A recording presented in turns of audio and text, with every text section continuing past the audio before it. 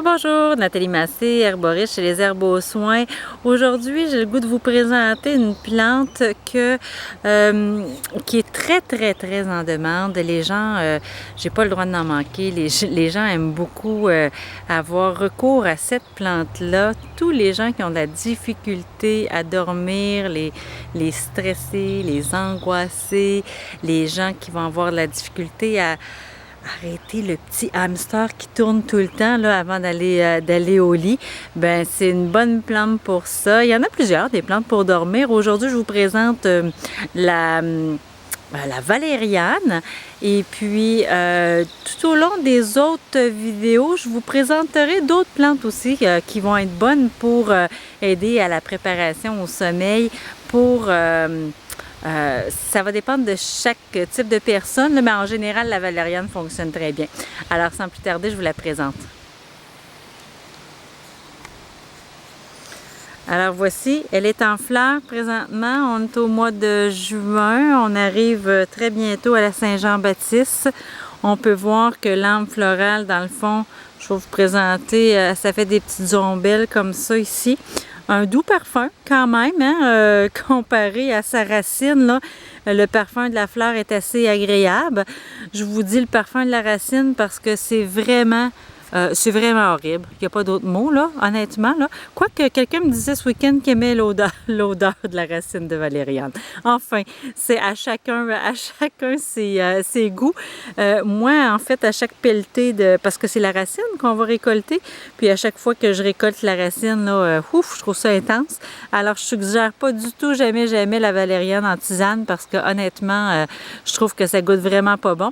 C'est pour ça que je vais me tourner plus vers les concentrés liquides pour utiliser la valériane.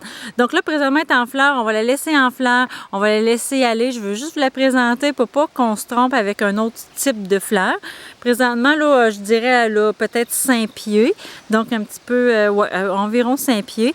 Et puis, on va descendre comme ça. Les fleurs, les feuilles sont plus vraiment à la base, hein, qu'on va retrouver les feuilles qui sont on les voit bien ici. De chaque côté, on retrouve les vraiment quasi opposés. Là, on voit les feuilles sur une tige qui est vraiment dressée. Puis à la base, elle est comme rougeâtre un peu. On voit peut-être pas bien sur la vidéo, mais plus on monte, puis plus notre tige va être verte. Mais on voit vraiment les stries rouge sur la tige verte. Ça, c'est la valériane. La tige est vraiment est creuse. Donc, si vous la coupez, là, à l'intérieur, c'est creux. Donc, c'est une des façons de la reconnaître, quoique c'est assez commun à ce type de plante.